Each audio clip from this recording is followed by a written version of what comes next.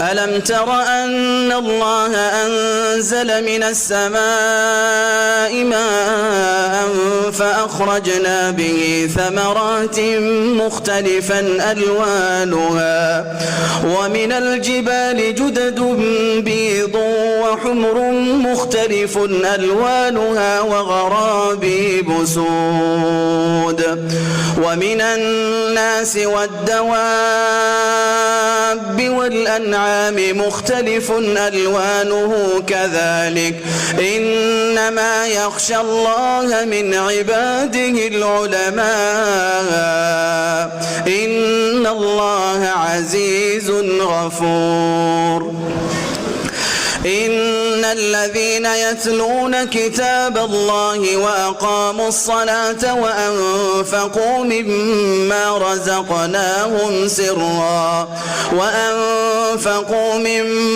رزقناهم سرا وعلانية يرجون تجارة لن تبور ليوفيهم أجورهم ويزيدهم من فضله إنه غفور شكور والذي أوحينا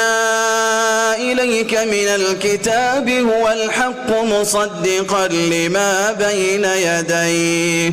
إن الله بعباده لخبير بصير ثم أورثنا الكتاب الذين اصطفينا من عبادنا فمنهم ظالم لنفسه ومنهم مقتصد ومنهم سابق بالخيرات بإذن الله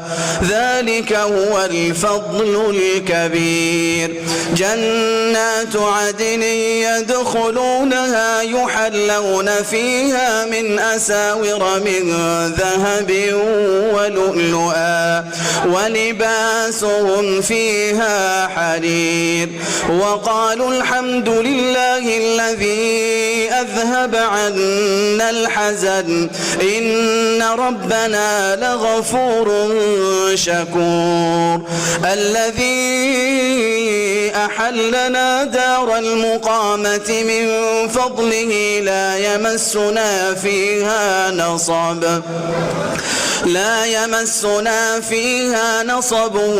ولا يمسنا فيها لغوب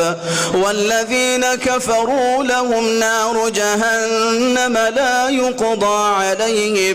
لا يقضى عليهم فيموتوا ولا يخفف عنهم من عذابها كذلك نجزي كل كفور وهم يصطرخون فيها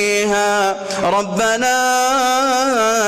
أخرجنا نعمل صالحا غير الذي كنا نعمل أولم نعمركم ما يتذكر فيه من